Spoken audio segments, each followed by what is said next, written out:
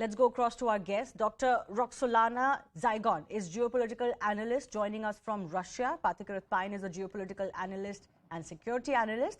Jitendra Ojha is also an expert and ex-joint secretary of Government of India who has worked in the sector of security and national security. Dr. Zygon, I'm coming to you first up. What more do we know about the plot that this man had made and how the Russian agencies nabbed him? What more are the Russian agencies telling you? Good afternoon, colleagues. I'm very glad to join you on this board and to discuss this urgent issue, which is absolutely unprecedented for Russia, and I think it's unprecedented for the relationship between Russia and India.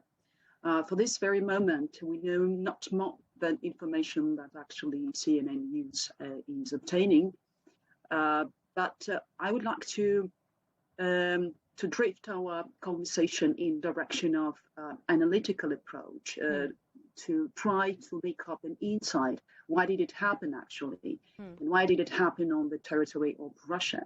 My point of view is that this planned terror attack was actually directed and focused on, it was a kind of signal to the Indian side to drop back, to drift back in its attempts to address the challenges and threats of the counterterrorism on the international scene these days. And considering the fact that India is chairing a counterterrorism committee this year and is going to gather more than 15 countries in Delhi, in Mumbai in October in order to put up on the table, on the round table, these issues on counterterrorism, the conclusion is the following, that this terror attack has been planned in consideration with all these geopolitical implications. Okay. And we have to pay a great deal of attention, and I think gratitude to the Federal Security Intelligence Service of the Russian Federation, which has a considerate experience in addressing such kind of challenges and threats. Yeah. Doctor, before you go on, you said that this was unprecedented for Russia. Yes. Do you mean that an ISIS-related terrorist or an accused has not been found in Russia before, or Russian land has not been used by any such operative before? Why do you call it unprecedented?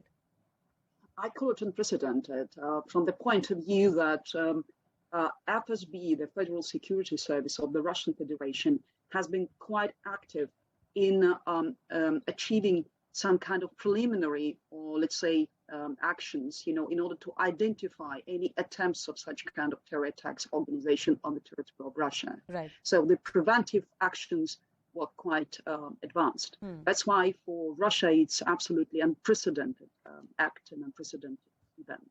Yes. All right, Pathikarat Pine, a lot of NI raids have been ongoing in the country, especially busting ISIS modules. When such raids happen, there are some people in India who have a very cynical attitude that these raids are either timed or they are planned in such a way that they happen in certain states before certain big events. Now, this is an event emanating out of Russia and Turkey, which is reminding us of how real the ISIS threat is in India.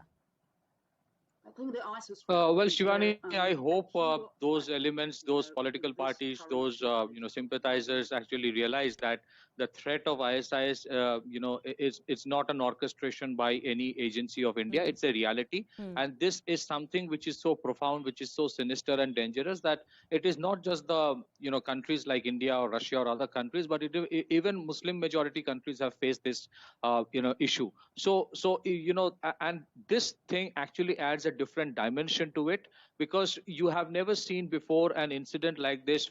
First of all, ISIS modus operandi after they got defeated in Syria is that they asked their cadres to go back to their respective countries and do carry forward the jihadi extremism in their own countries. Here is the first time there's an incident of somebody probably of Uzbek origin or somebody of another Central Asian origin taking the route from Turkey to Russia and then coming from there to India, perhaps because any kind of flight which comes from Middle East, the suspicion level of the agencies in India far more. So he was trying to cover up his trail.